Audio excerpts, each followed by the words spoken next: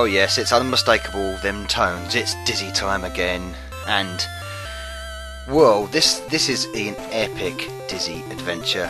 Probably the most epicness of all the epic Dizzy adventures. Fantastic Dizzy on the NES, or the Fantastic Adventures of Dizzy, as it is known outside of Europe. Has well, in full colour is our hero this time, looking rather lovely. NES does a really good job of keeping the familiarities of Dizzy, but rendering in full colour. Really nice. All the usual tropes and themes, as you can see from the title. Nice title screen. A bit fun.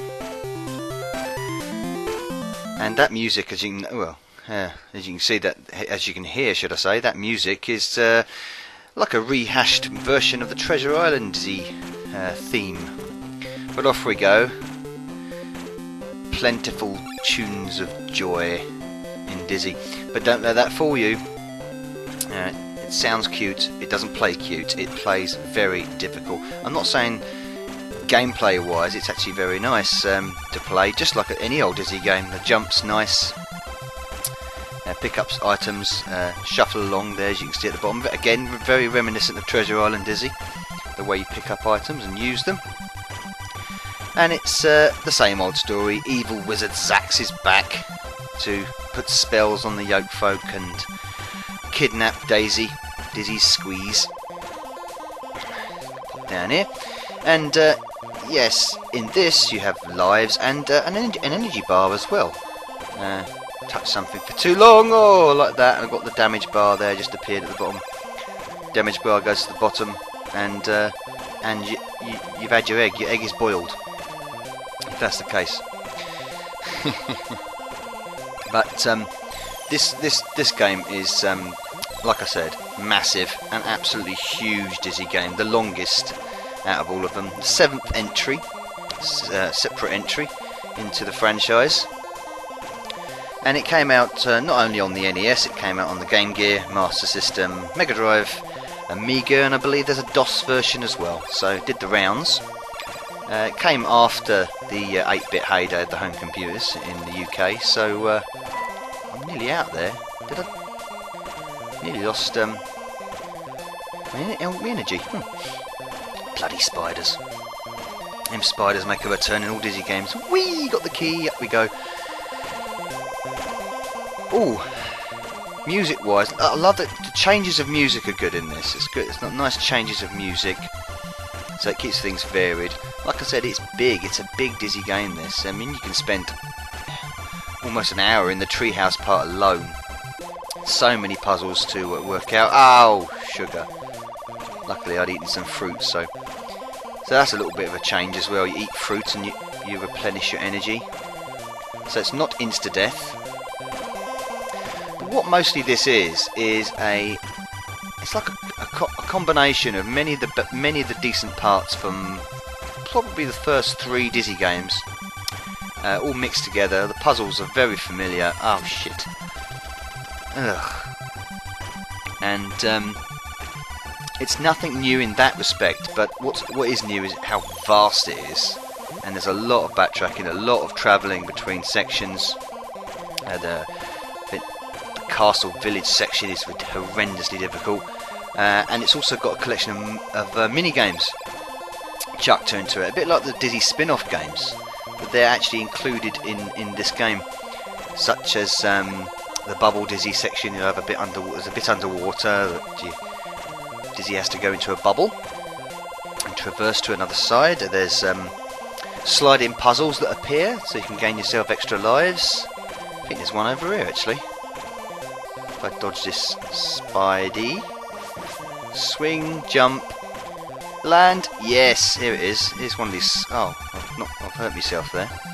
Oh, he's gone. Yeah. Ironically, Dizzy goes dizzy if he falls too far, like that. Ah, sliding puzzle. Yeah, these basic sort of 4x4 sliding puzzles. Get these right. Hello. Ah. Yep, that goes there. Try and get that one round that side. Pretty simple stuff, but they're good. They're nice aside. They're not bad.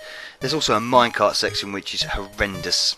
I mean, if you get through like get all maximum 5 lives, the minecart section will just tear your lives to bits. I mean, it's really difficult and quite unfair, to be honest, and it's one of the only parts of the game that I really dislike because of its very unfair nature. But that aside, oh, what other mini games has it got? Oh, it's got a Dizzy Down the Rapids bit as well, which is rather, well, I was going to say pointless, but I suppose it serves a purpose, but it's in there as well. Like I said, massive collection of loads of elements of Dizzy in this. There we go. Bang. Hocus pocus. Busy whizzy. Conjure up another Dizzy. Come on then. Ding. Oh. And I've cloned an egg. The embryo is split. That's what eggs do, don't they? After all, well, maybe not that kind of egg, but but the core of the game is platform adventure, as we all know and love with Dizzy. Apart from being hard, well, you know, Dizzy games are hard by their very nature, but this takes it to a new level.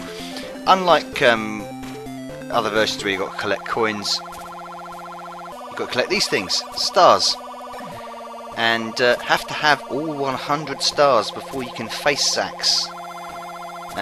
Yeah, just like Treasure Island Dizzy, where you have to have all 30 coins, is it, before you can escape the island. What the hell is this thing spitting shit at me? Oh, it's coming from the volcano, I see. Ugh. Nice change in weather! Oh, crap, got hit. And there's actually 2 versions of this. There's this version, which is the gold version, and there is the Aladdin Enhanced version, which was a failed peripheral for the NES, created by the... Oh, run straight into that bloody spider, didn't I? Created by the Codemasters. I think only about 6 games were released for it in the end, and this was one of them. 2 Dizzy games, I believe. A different version of Prince of the Yoke Folk was released for it, and it was supposed to improve the graphics a bit and extend the game and change certain elements. It wasn't much of a change, to be honest. I think there's 250 stars in the Aladdin version. Dizzy moves a little bit quicker. Probably that's about it, I think. So it's no wonder that it didn't work very well. And of course, a year later after that, I mean, this is 1991. A year later after that, the Super NES was out. So the Aladdin Enhancer was well, pretty pointless at that point. But anyway, getting away from the subject. It's a great game. This any Dizzy fan should play this. Give it a go. I mean, I've yet to complete it. I've got to Zax. I found all 100 stars. I got to Zax, and he beat me. And because it's one sitting job, of course.